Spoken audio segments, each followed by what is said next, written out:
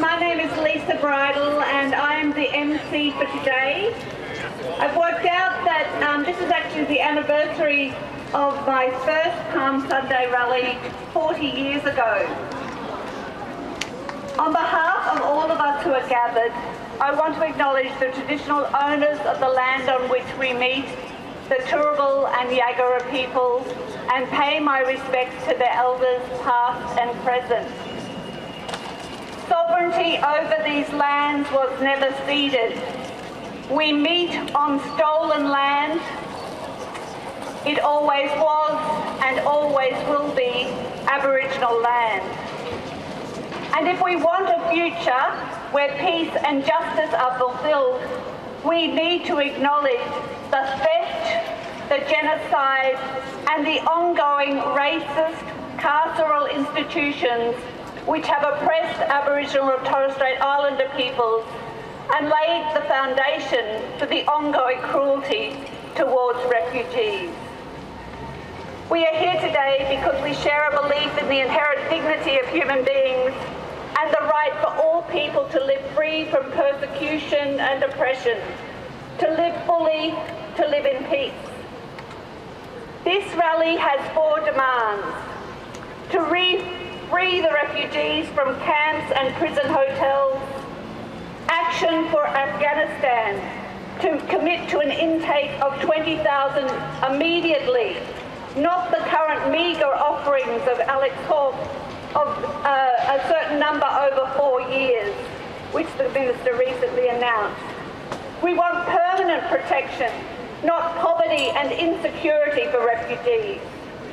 And we want peace, not militarism, to stop the wars that create refugees. This week, we have finally seen the infamous Park Hotel prison closed and other refugees brought to Australia for medical treatment freed from detention, including 9 here at Brisbane. But we should not be fooled that Australia's cruelty towards refugees has ended. There are still over 200 refugees on Nauru and PNG, some who are incarcerated still in Australia, and those in PNG are effectively abandoned. Those on Nauru have no certainty about when they will finally find a permanent home. Thousands of refugees live in limbo without permanent visas.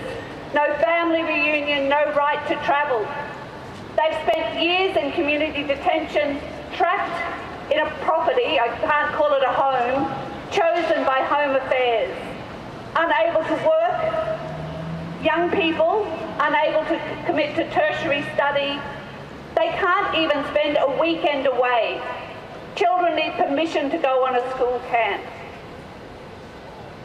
Our system has condemned, the Billawheeler family to detention in Perth because we have got Tharnica there, so they cannot be able to move to their chosen home.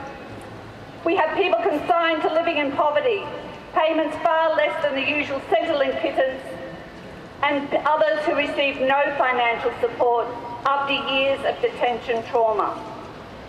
Today you're going to see buckets going around asking for donations for a fund set up by Refugee Solidarity Meanjin. Can I ask those people to please show the buckets? So please give generously. Please take a slip and ask your friends to give generously.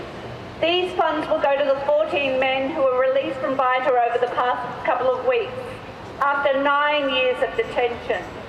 They are only guaranteed a couple of $100 and a few weeks accommodation, and everything else depends on the capacity of community organisations to provide support.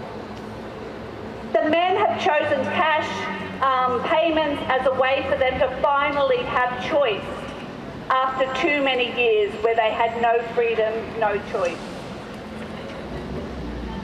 Listening to successive governments vilifying refugees, we would have no sense that refugees are human beings driven to flee their homelands because of persecution, war, and economic and environmental collapse.